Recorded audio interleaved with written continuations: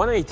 Vet aquí unes quantes tendes, un objecte pensat per acampar a la muntanya, però que des de fa 5 anys veiem plantades recurrentment a les places de les grans ciutats. La tenda es va convertir en el símbol dels indignats i de la seva voluntat per canviar unes societats on no se senten ni respectats ni representats. Però una tenda és, per naturalesa, una estructura efímera, tova, perible i vulnerable. És una metàfora de les revoltes socials que hem vist des del 15M arreu del món? O potser estem davant d'un fenomen més sòlid que ja ha posat uns fonaments per un canvi de veritat? Començarem per l'última revolta, la de París. Cada nit, a la plaça de la República, centenars de persones es concentren per debatre, pensar, compartir i treballar per una França més justa. El moviment encara aguanta, però no acaba de consolidar-se. Per què?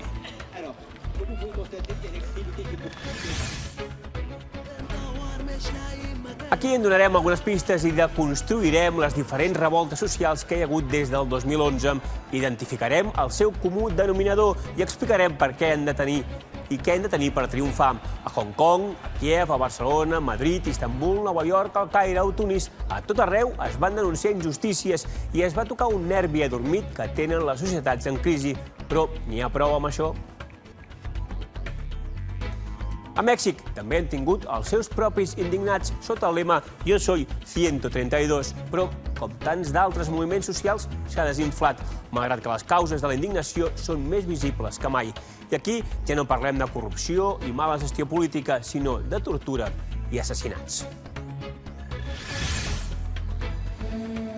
Coneixerem el cas d'una jove que fa 3 anys que està empresonada amb l'única prova de la seva confessió arrencada sota tortura sexual, una pràctica recurrent als penals mexicans.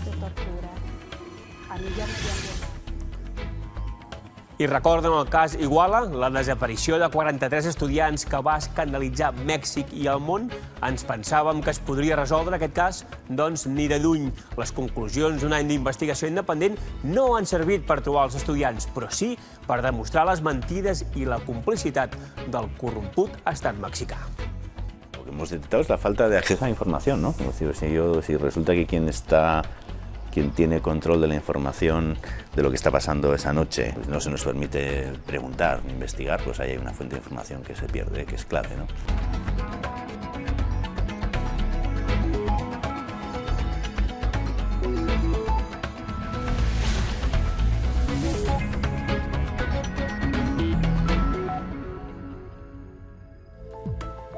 Si estiguéssim al maig del 68 a París, segur que parlaríem dels joves estudiants com a indignats.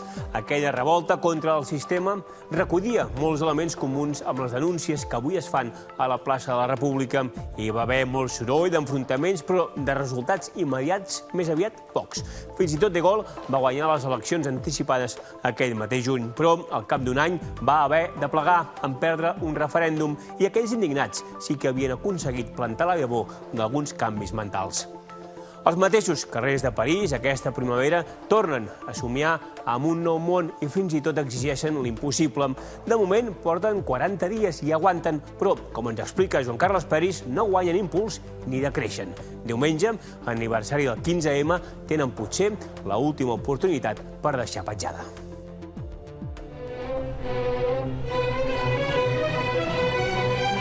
La Simfonia del Nou Món no era una peça triada a l'atzar per acompanyar el primer mes del moviment Nuit debout, la nit d'experts.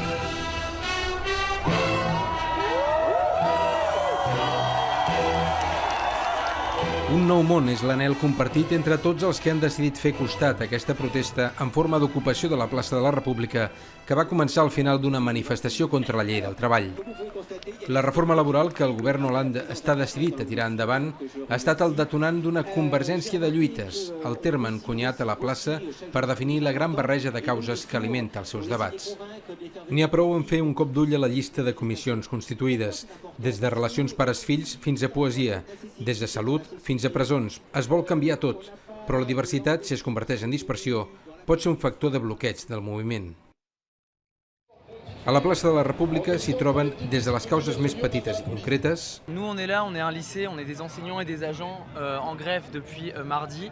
Fins a les voluntats de canvi més general. Ce que je souhaite, c'est que l'amélioration des conditions de vie des gens, à tout point de vue. y a plein de choses qui se passent de façon très chaotique. Il y a plein de petits chaos partout qui sont en train de s'organiser. Però el caos ha de desembocar en propostes que han de ser aprovades o no per l'Assemblea. Però com? Fins aquest cap de setmana no s'ha votat un sistema de presa de decisions. Decidir com es decideix i com es crea una organització nova. Se mejora cada día la inteligencia colectiva en la manera de decidir las cosas, ¿no? Entonces, hay cosas que se deciden en asamblea al día a día y hay cosas que es un proceso más largo. Entonces, aquí se está hablando de cuáles son los procesos que necesitan más tiempo. La complexitat del procés s'accentua per un segon factor que condiciona Nuit debout. És un moviment rabiosament horitzontal, que rebutja els lideratges. Amb tot, a la plaça s'escolten amb interès els punts de vista de l'economista Frédéric Lordon. Si vraiment notre mouvement a des ambitions de cette ampleur, il va lui falloir se doter des moyens adéquats. Et pour ma part, je n'en vois qu'un, la grève générale. I mereix una especial atenció la pel·lícula Merci Patron, un documental provocador del periodista François Ruffin que narra com aconsegueix que l'home més ric de França, Bernard Arnault, pagui una indemnització de 40.000 euros a un dels seus extreballadors a causa de la deslocalització d'una de les seves empreses. Però ningú representa el moviment, ni tan sols s'accepta que tingui portaveus. Viva el Barça, viva el Barça, Barcelona, Barcelona. Vous êtes dans la dictature stalinienne de vouloir que tout le monde s'appelle pareil, que tout le monde se fonde dans un collectif. C'est le mandat. Mais non, c'est pas le mandat. Le mandat initial de non-personnalisation et d'horizontalité. C'est faux, ça n'a jamais été voté. Ça n'a jamais. Tot es posa en qüestió i el sistema reacciona amb els seus instruments, principalment amb la policia. En manifestacions o a la mateixa plaça, provocacions policials o de grups violents, el cas és que els enfrontaments perjudiquen el moviment, que malgrat el seu caràcter pacífic i ciutadà, no evita el debat sobre el sentit de la violència. Los jóvenes de banlieue que llamamos aquí se pueden identificar mucho más con un movimiento violento en contra de la policía, bueno, violento para protegerse, y eso puede llevarnos a unirnos con lo que llamamos las banlieues y cambiará mucho más el movimiento, creo yo, que traer a gente de clases más ricas y a veces menos convencido de la necesidad de cambio total. Nuit debout, a diferència del moviment dels indignats al 15M, no compta amb gaire simpaties mediàtiques. Generar un discurs propi és una altra prioritat que s'intenta cobrir amb emissions de ràdio i televisió en directe, amb un impacte insignificant davant el pes dels grans mitjans. Inconcreció d'objectius, absència de lideratges, eficàcia en la pressió policial, tot influeix perquè 40 dies després d'haver nascut Nuit debout es trobi en una situació delicada. El moviment necessita sortir de la plaça de la República i produir propostes per aconseguir tenir unes perspectives de futur viables. Això és el que pretén la Crida Global per diumenge 15 de maig, l'aniversari del 15M espanyol, el referent més proper. Es tracta d'anar més enllà d'aquesta rebatejada plaça de la Comuna i fer visible el moviment a les places de les principals ciutats europees. És massa l'hora per saber l'impacte del moviment Nuit debout. Hollande, per ara, no pensa retirar la polèmica reforma laboral i, de fet, avui ha anunciat que la pensa aprovar per decret. Si aquest era l'objectiu, aturar la reforma, la conclusió seria que, de moment, ha fracassat. Però, com a mínim, els indignats francesos poden dir que estan aconseguint un altre objectiu, el de despertar consciències. Aquesta és una missió compartida per tots els moviments socials, des de les primaveres àrabs, passant pel 15M, i ara els francesos, tots han tingut l'objectiu comú de promoure una sacsejada popular. I la manera d'arribar-hi, en l'època contemporània, també és força comuna.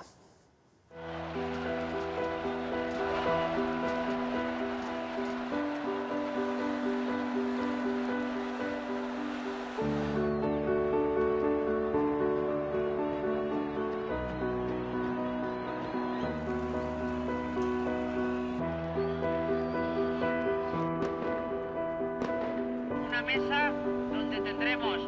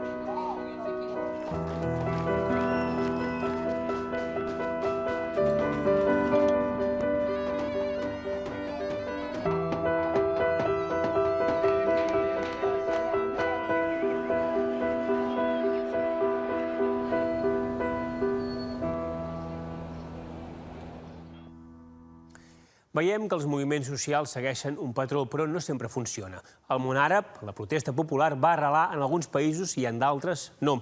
I en qualsevol cas, aquella onada de mobilitzacions va inspirar altres moviments a la resta del món, començant pel 15M dels indignats. Per què unes funcionen i per què unes altres no? Quines són les claus de l'èxit dels moviments socials? Ens ho desvela amb Joan Raventós.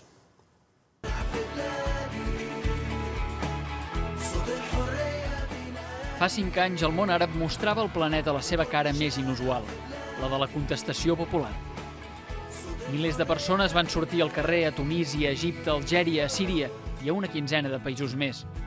A tot arreu es repetia la fórmula, multituds al carrer. I a tot arreu es rebia la mateixa resposta. La repressió va guanyar en alguns casos, en d'altres no. A Tunísia la revolta va triomfar amb la caiguda de Ben Ali. I també a Egipte. Mubarak va caure i els germans musulmans van arribar al poder. Anys més tard, un cop militar tallava d'arrel totes aquelles proclames pro-democràcia que van ressonar a la plaça Tahrir. Aquests dies els egipcis han tornat al carrer contra la política del règim militar.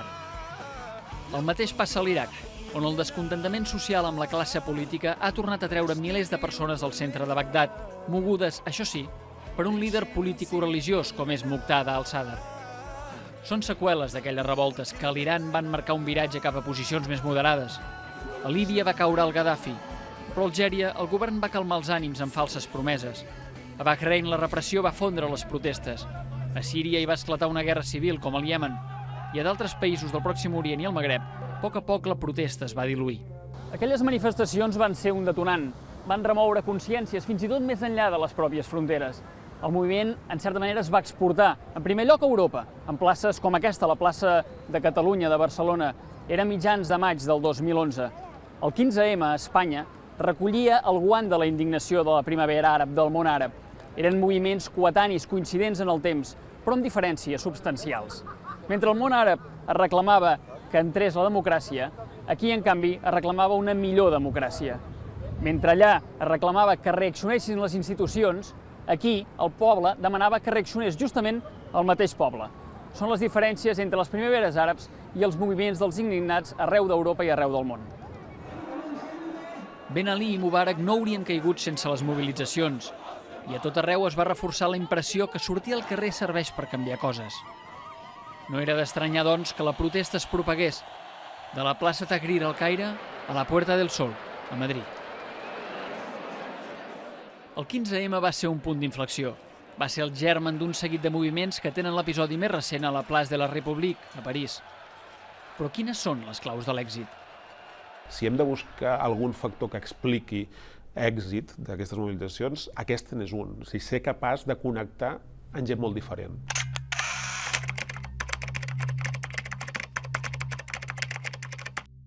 L'element principal que fa que moltes d'aquestes persones diverses s'apropin a aquestes mobilitzacions passa per la connexió que hi ha per la via d'unes reivindicacions amb les que sintonitzem. Les reivindicacions han de quedar clares i un bon eslògan hi ajuda. Jo crec que l'eslògan, aquestes idees força, hi ha algunes que estan molt pensades, però en qualsevol cas, si tenen èxit és perquè acaben responent molt bé a un estat d'ànim prou generalitzat. El d'Occupy Wall Street som al 99%.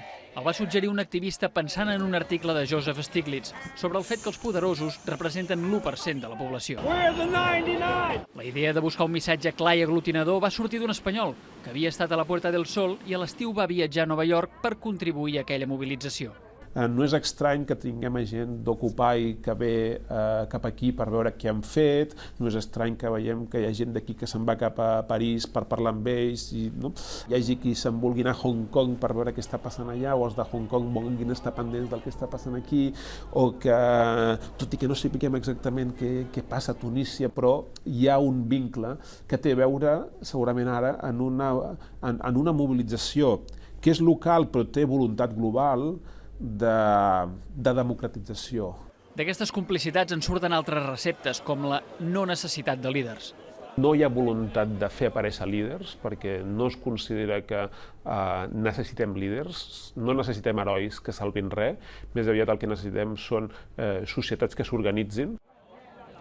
Amb aquesta mateixa elecció de no posar davant unes cares que són els líders, estan qüestionant la verticalitat que hi ha en la nostra societat, en molts àmbits, no només el polític. Aleshores, l'objectiu d'incidir en la política pot venir de fora o de dins. El repte era tan gran que no hi havia una sortida fàcil. I provoca un trencament que pot ser una oportunitat. Necessitem un contrapoder. Què ha anat a buscar Varoufakis? Varoufakis està intentant crear un contrapoder perquè si en un moment determinat des del govern grec es torna a produir un desafiament a la troika com es va fer, no siguin ells sols. El problema del desafiament és estar sol. Estar sol i que allò al que t'enfrontis sigui tan potent. I si encara no ets al govern, busca la complicitat dels que es mobilitzen.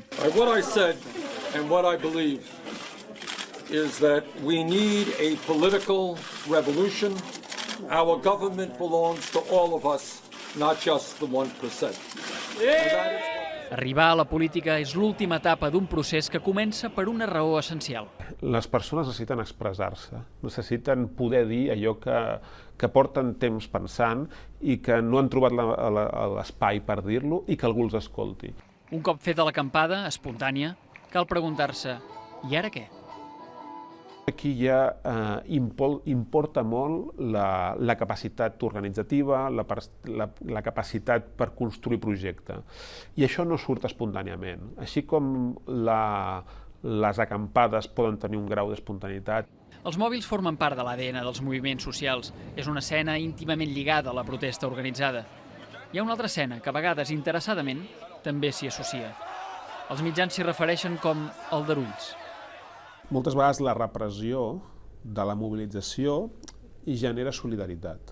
Hi ha qui això a vegades crec que ho malinterpreta, llavors busca la repressió per generar una solidaritat que potser d'entrada no la té. Jo crec que perquè surti aquesta solidaritat ja hi ha d'haver una cosa prèvia, hi ha d'haver una sintonia prèvia. És una convicció bastant majoritària la del conjunt dels sectors implicats que pensen que la no violència és la manera de mostrar millor aquesta nova realitat que tu vols construir. Fins aquí el decàleg de la protesta. És la teoria. A la pràctica, l'èxit depèn d'aconseguir un objectiu. És molt interessant pensar com han aconseguit que aquelles idees que eren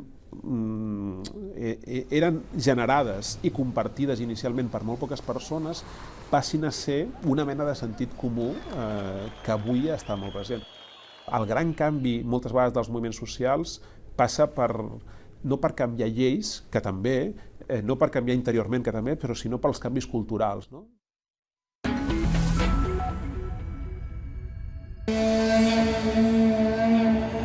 Señora, conteste todo lo que le pregunten porque si no la va a pasar muy mal.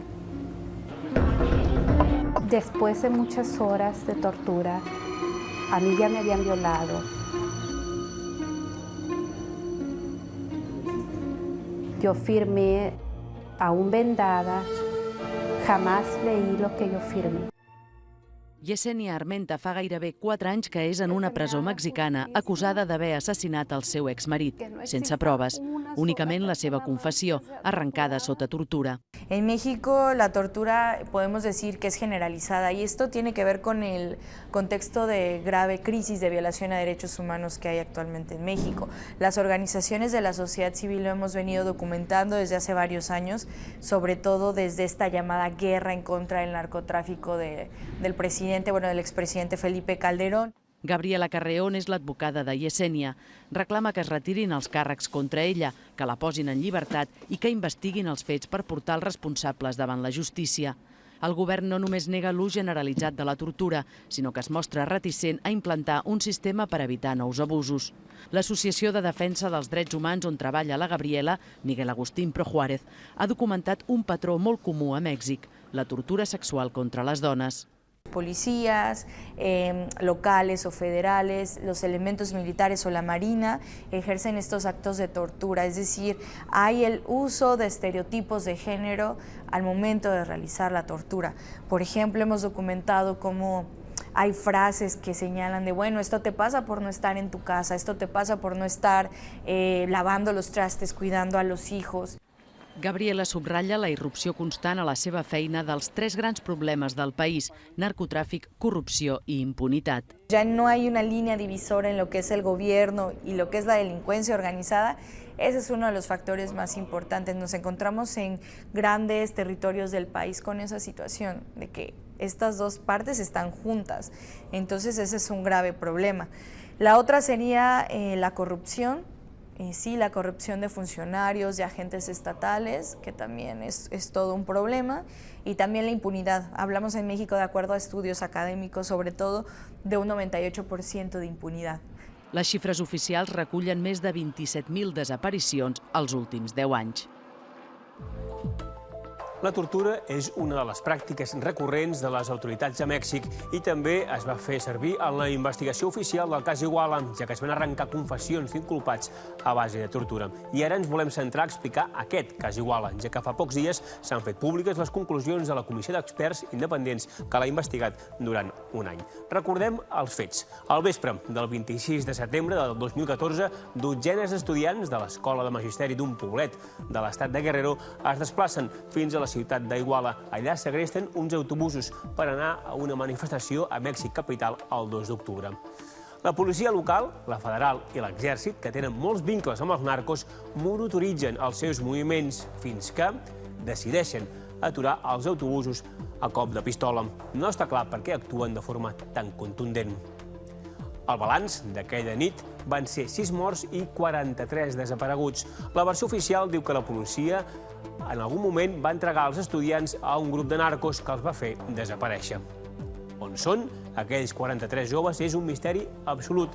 Davant l'escàndol, el govern mexicà va acceptar que un grup d'experts iberoamericans fessin la seva investigació particular i les conclusions són demolidores, perquè no només reflecteixen la barbàrie del narco, sinó també el fracàs, les mentides i la convivència de l'estat mexicà. Tan malament queda el govern que no els hi ha renovat el permís per acabar de resoldre el cas. Sílvia Eres ha repassat els informes amb un dels seus 5 redactors que ha acabat l'estat de Mèxic amb molt mal gust de boca. Carlos Beristain sap què és nedar contracorrent. La seva ha estat una feina gegantina i valenta, demostrar que l'estat mexicà mentia.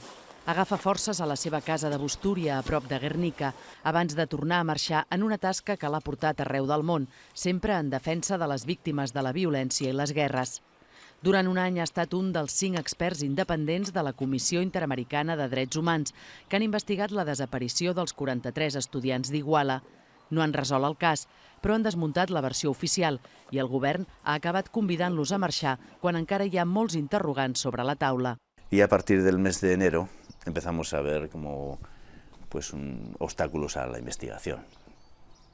Y básicamente lo que vimos es que lo que nosotros llamamos la fragmentación interna del expediente, es decir, se va avanzando con las investigaciones, pero de repente hay una captura de un tipo tal vez que es importante para la investigación, pero que se queda otra vez en la sección del crimen organizado, ¿no? Y no está en el expediente de los 43.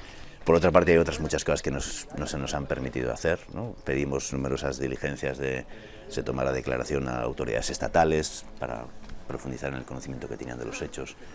Pedimos entrevistar a los miembros del Batallón 27, que estuvieron presentes en varias de las escenas del crimen esa noche. Tampoco se nos permitió, ¿no? Y por todo eso ha llevado a una obstaculización de la investigación. Hubo 941 peticiones de diverso género por parte del grupo de expertos y de estas solicitudes al día de hoy tenemos desahogadas el 85%.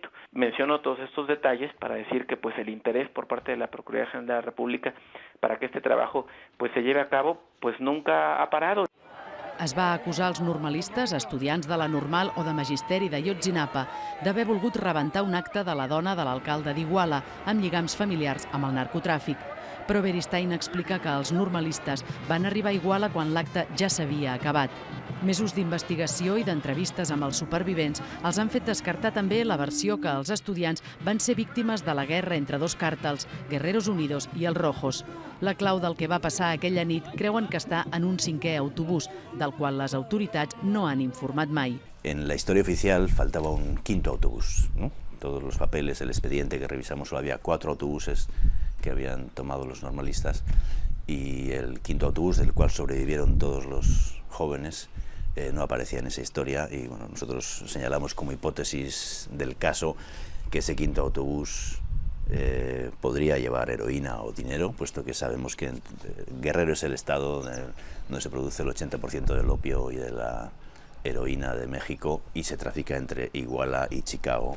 La hipòtesi dels experts, que no han pogut demostrar, és que un cinquè autobús va ser rescatat per la Policia Federal conxorxada amb el narco i que es va voler donar un escarment als estudiants que el van segrestar sense saber que portava una càrrega molt valuosa. Lo que sí hemos demostrado es que el hecho no se circunscribe a 2 policías municipales, probablemente estén enviadas 3, ¿no? Todas las corporaciones del Estado con presencia en Iguala tenían conocimiento de la situación, o sea, la Policía Federal, la Policía Estatal y el Ejército sabían lo que estaba pasando. Hubo, especialmente en las afueras, un agente de inteligencia, un soldado, que estuvo transmitiendo a sus superiores lo que estaba pasando, como el bus había sido golpeado, golpeado, destruido por los policías, los jóvenes estaban siendo bajados, esposados, golpeados en el suelo, mentre ell transmetia aquesta informació. En el primer informe, al setembre del 2015, els experts van demostrar amb proves pericials que els 43 estudiants no podien haver estat incinerats a l'abocador de Cocula, com deia l'informe oficial. La zona tenía que haber quedado quemada todo alrededor, la carga de combustible, o sea, había muchos elementos que mostraban que esa historia que se había contado no había pasado esa noche. Los 5 inculpados que dieron la versión del basurero, que muestra que todos tienen serios indicios de haber sufrido torturas. Y eso supone, pues, primero, obviamente, una violación de derechos humanos que tiene que ser investigada por los jueces, etcétera, pero también pone en cuestión toda esta llamada versión histórica, porque se basa básicamente en el testimonio de estos 5 inculpados, que todos tienen lesiones de torturas. Beristain, metge i psicòleg, té una llarga trajectòria a Llatinoamèrica en defensa dels drets humans. A Iguala ha ajudat a obrir moltes clarianes, però per sobre de tot s'endú l'afecte i l'agraïment de les famílies. Lo que más me ha marcado, lo más me ha impresionado, pues es la relación con las familias, ¿no? Estamos hablando de gente pobre, pues campesinos, de Guerrero, para los cuales tener un hijo en la escuela, ¿no? Pues es como la oportunidad de ascenso social, de tener nuevos recursos, de mejora, de promoción, de desarrollo, ¿no? Me dijeron 3 cosas, ¿no? Dije, mire, díganos siempre la verdad, ¿no? Para una gente a la cual se le ha ocultado tanto la verdad es muy importante, ¿no? Aunque sea dolorosa, díganos siempre la verdad, ¿no? Ustedes tienen nuestra confianza, ¿no? Nadie más tiene nuestra confianza, ¿no? Confiamos en ustedes porque son la única esperanza que tenemos de que el caso se pueda resolver, son ustedes, ¿no? Y después nos dijeron, y por favor no se vendan, ¿no? Y eso me dejó jamás en ningún país me había dicho las víctimas no se vendan. Doncs amb aquestes reflexions acabem el Món 324 d'avui. Tornem, com sempre, dimarts que ve. Els deixem amb algunes de les fotografies dels últims 7 dies. Bona nit. Because we want to bring unity to the Republican Party. We have to bring unity. It's so much easier if we have it. I'm only here today because of the opportunities and helping hand that our city gave to me and my family. Надежды не только на возрождение Пальмира как достояние всего человечества.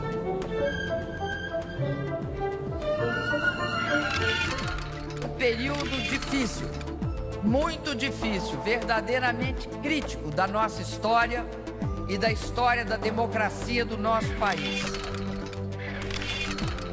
Still have a hope to jobs where we're going to live. Buddy.